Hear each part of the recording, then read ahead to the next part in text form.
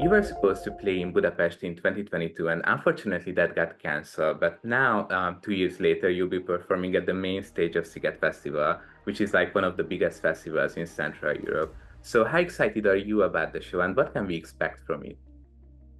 Oh, I'm super excited. I've actually never been to the festival myself, but over the last few months, I've met so many people that's been there, and they all say it's such an amazing festival. So, no, I'm super excited. I mean, this is our first summer kind of doing equally many festivals around Europe as, you know, in Norway, where we've basically been doing festivals for the last, 9 years. So I think that in itself is quite exciting to come out and like get to play to people that, you know, haven't been able to play to before, maybe meet new people. Generally just like traveling around Europe and seeing how many incredible festivals are like placed around Europe that I've never been to. It feels like a whole new world has just opened. So I'm very, very excited, and we get to spend the whole day there. So there's another few fellow Norwegians that are playing the same day with Karpe and Aurora. So I'm really hoping that I get a chance to like do the show and then also go out and just enjoy the festival. Mm. Oh, that's nice. So Sziget is also called the Island of Freedom. So what does freedom mean to you personally? Oh, that's a big question. I mean, I think one thing is, you know, what does it mean to me personally? And the other thing is just what do I think of when I think of freedom? And I think for me, you know, freedom is the freedom to choose, to have a choice, freedom to love whoever you want, the freedom to, you know, live your life, not being restricted by, you know, being a woman, or not constantly, you know, freedom is also not like constantly be living in fear. And I think there's, you know, the freedom is to have to be able to have your own opinion. I mean, there's so many things that I think go under that. And I think seeing, you know, the world that we live in today, I think freedom is, you know, being able to like live in a peaceful country and create the life you want to create for yourself in peace with people that, you know, you love. That is definitely not something to be taken for granted. So that's like, you know, that's kind of where my thought immediately goes when I think about freedom. But I think there's also like, you know, within this, we could also talk about freedom in music, like what's freedom within creating music. And I think that's being able to create the kind of music you want to create without, you know, having to constantly be catering to a label or to, you know, what you think the audience wants, you know, being able to take the time to create whatever music you want to create. So I think that's a pretty big question. But right now, I think freedom is first and foremost like being able to live in peace and create a life for yourself with the people you want. And I think that's something that I'm very cautious, like very aware of, that that's not something that unfortunately everyone has. All right. So most of your songs are quite up-tempo, and your live performances are full of energy. So how do you hype yourself up and get in the mood before stepping on stage? I think that I get the energy from the, you know, the setting itself. Like however few hours we've been sleeping or however many hours we've traveled, the second I get behind the stage, like ready to go out, there's just an energy that's created from that.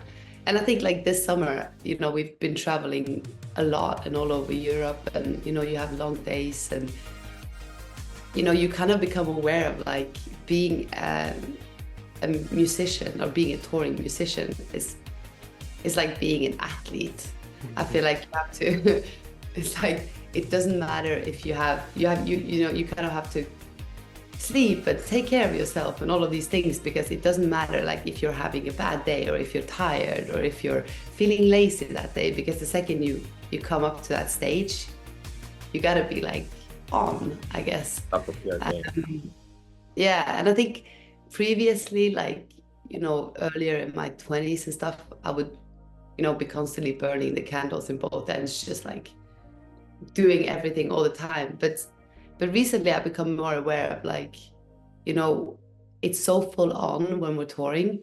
So therefore, when I come home, I sometimes, like, I've become better at allowing myself like a little bit of time to just, you know, recharge, I guess. All right. And speaking of concerts, what is one thing that you just can't leave at home when you're traveling on tour? I mean, I think for me, it's more like there's one thing that I have to leave at home when I'm traveling on tour. So it's like the opposite, because I'm like a huge plant enthusiast. Okay. Yeah, I like love plants. That's like my biggest thing. And so when I go on tour, I have to leave my key at home, because my best friend is like watering my plants, and it's a whole process.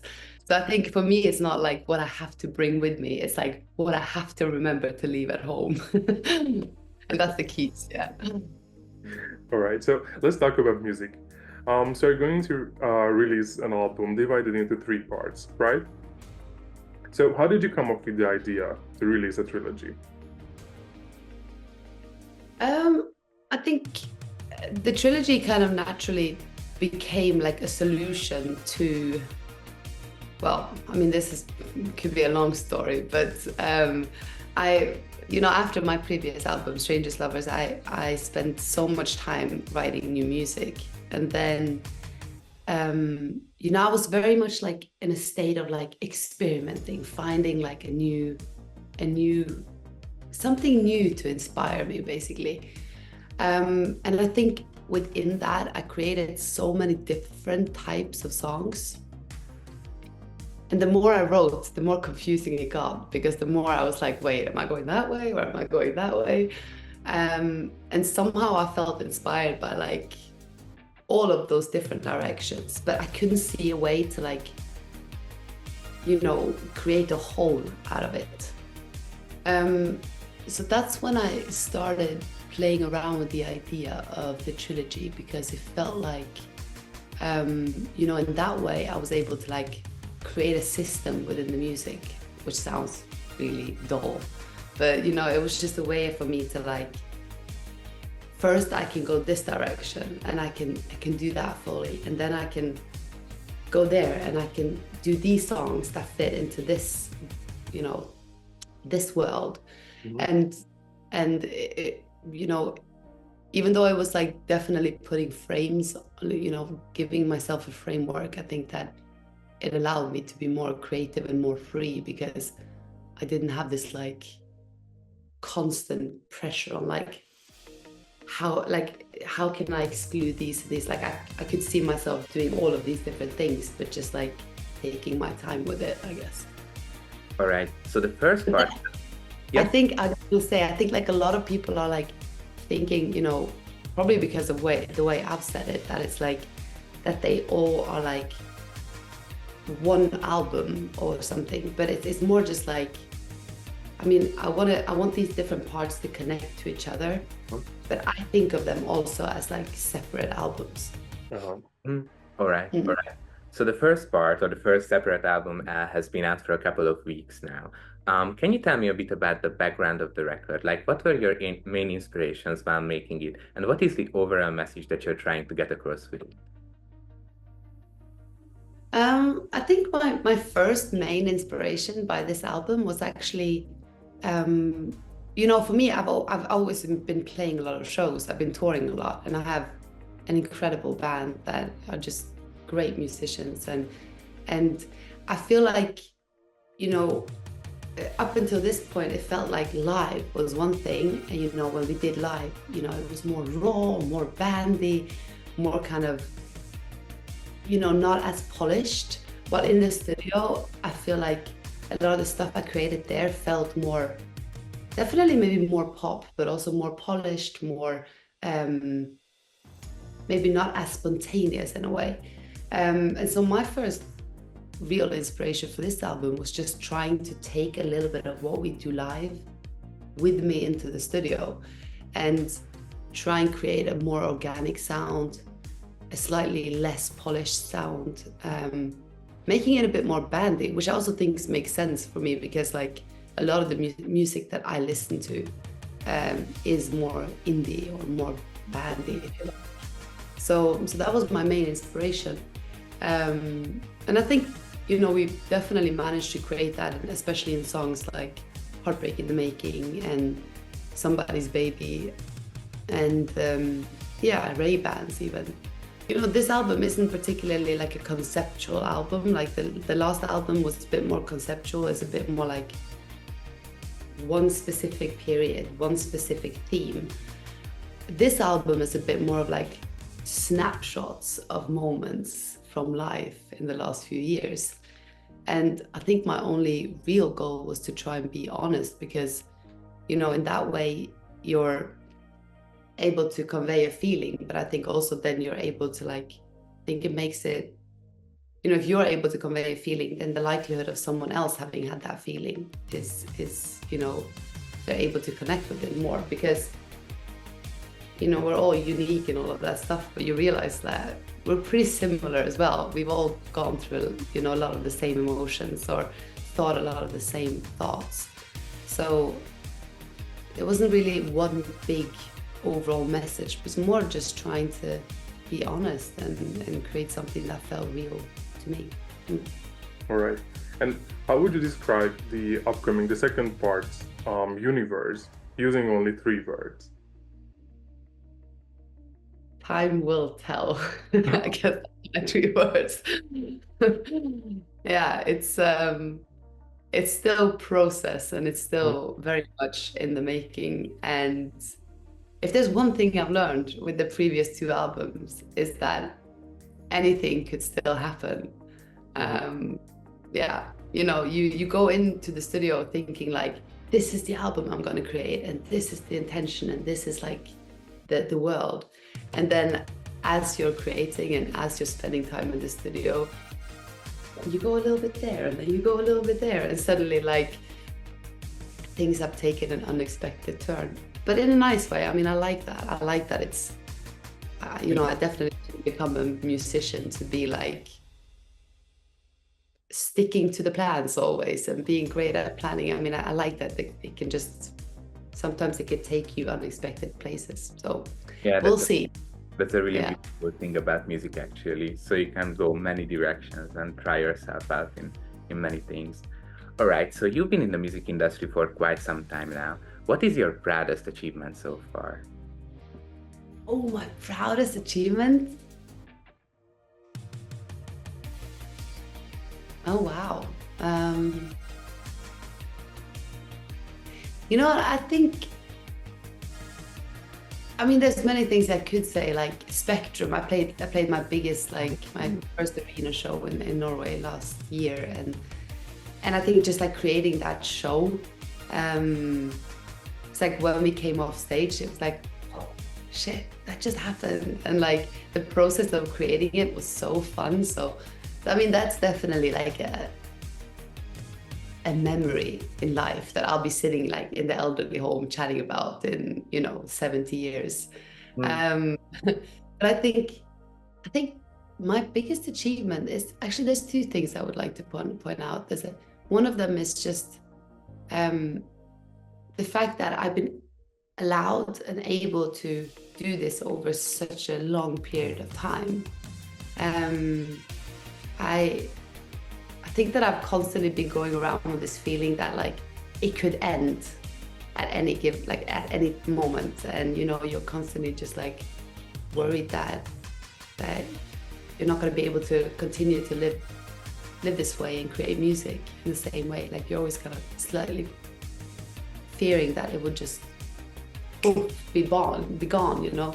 But I feel like so in a way, I think like the journey in itself is like the biggest achievement, like all the little and big things that we've done during all of these years that I've been doing music.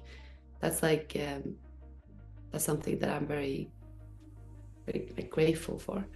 And then the other thing I think is like finding good people to like have around. You know, I think in music you constantly hear about people being like, you know, having really bad experiences. And I feel like I've been really lucky. Like I don't, you know, look back and think that I've had so many bad experiences. And I think a lot of it is because of the really great people I have around, whether it's, you know, my band or my management or my booking agent, my label. They're all really passionate, enthusiastic, but also just good people. So that makes everything a lot easier and a lot better. All right. All right, and finally, is there a message that you would like to share with your Hungarian fans? Just that I'm so excited to come and play, and I hope that, you know, that I'll see some of the people that maybe have a relationship to my music at the show. Hopefully I can come out and say hello after the show and like have a little chat. It feels long overdue to come and play a show. So I really just want us all to like make the most out of it and hopefully have a really awesome day. All right, that's all we planned for you today. But before we go, we would like to teach you something so you can take away something from this interview as well. Yeah. So do you know any Hungarian words? No. Right, so can I teach you how to say I love you in Hungarian?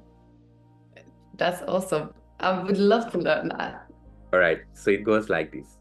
Szeretlek. Szeretle. It's se, Se.